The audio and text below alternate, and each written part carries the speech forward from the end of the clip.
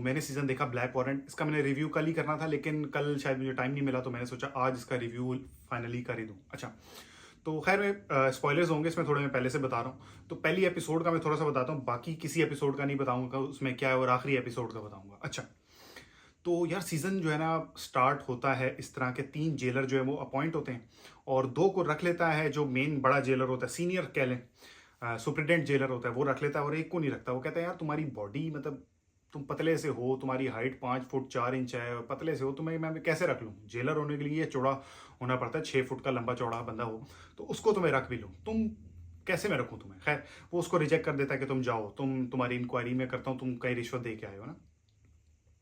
अच्छा, खैर फिर उधर एक और बंदा खड़ा हुआ होता है, सूट मतलब बड़ा अच्छा सा तैयार होके ना, तो वो कहता है अच्छा दिखाओ, मैं बात करता हूँ तुम्हारी जेलर से। तो खैर वो जाके जेलर से बात करता है, जेलर कहता है अच्छा चलो ठीक है मैं रख लेता हूँ इस बंदे को।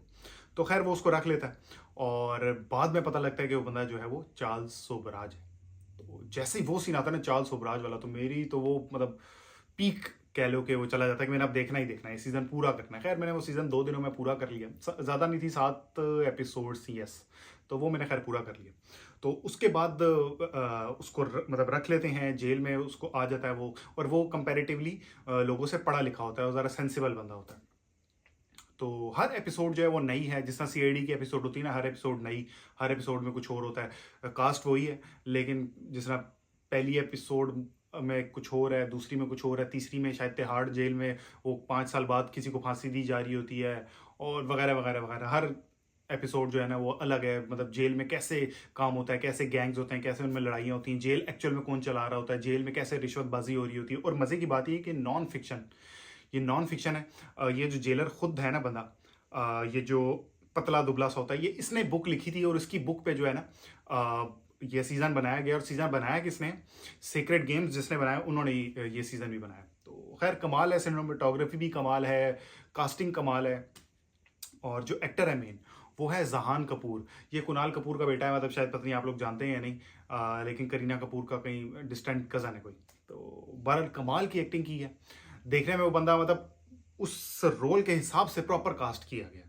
देखने में पतला सा बंदा है, मतलब कोई ऐसा वो हीरो वाला फिगर नहीं है उसका, लेकिन जो कास्टिंग के हिसाब से चाहिए था वो उन्होंने परफेक्ट कास्ट किया उसको।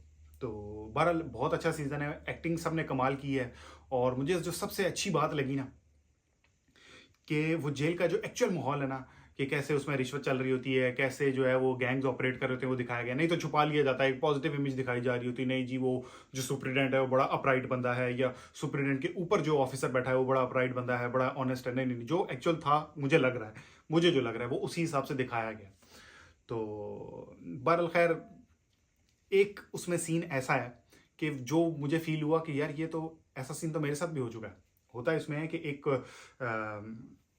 क्योंकि बहुत सारे लोग होते हैं जो बेचारे जिनके पास वकील करने के पैसे नहीं होते, और क्या कहते हैं बेल कराने के पैसे नहीं होते, तो वो लोग भी बेचारे बंद होते हैं। अब बहुत सारे लोग इस तरह के थे ना उस जेल में।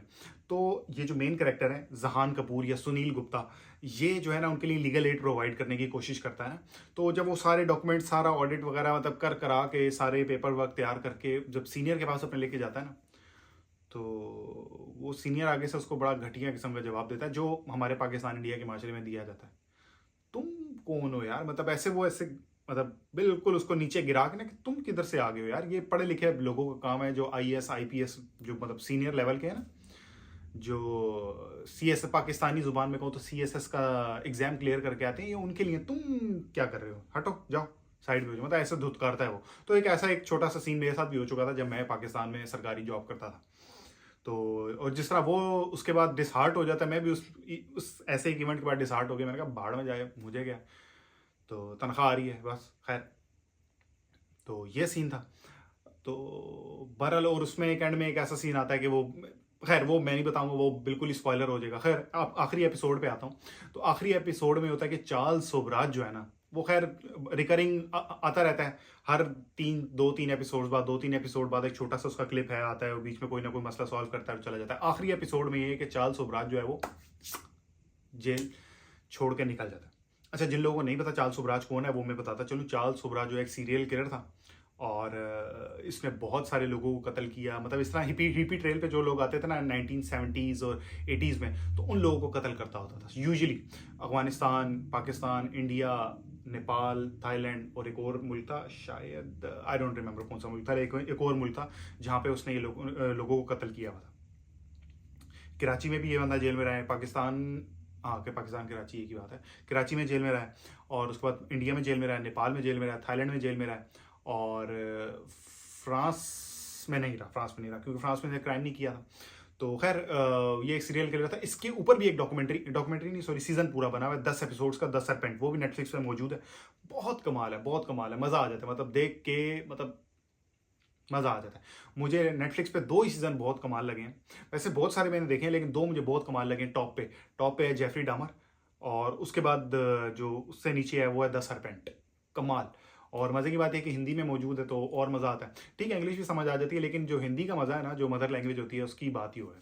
तो जिन लोगों ने ब्लैक वॉरेंट नहीं देखा वो ब्लैक वॉरेंट देखें, और जिन लोगों ने द सरपेंट नहीं देखा वो द सरपेंट भी देखें।